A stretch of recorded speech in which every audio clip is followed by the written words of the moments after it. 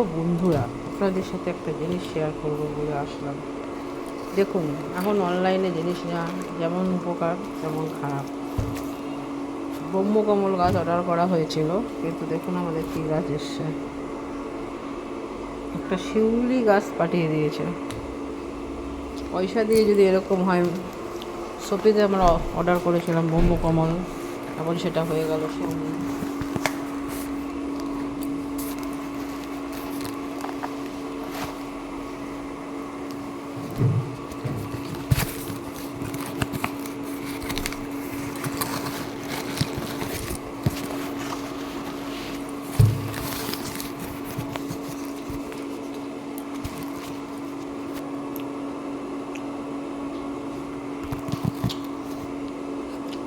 এই যে আমাদের ব্রহ্মকমল গাছ শিউলি গাছ হয়ে গেছে।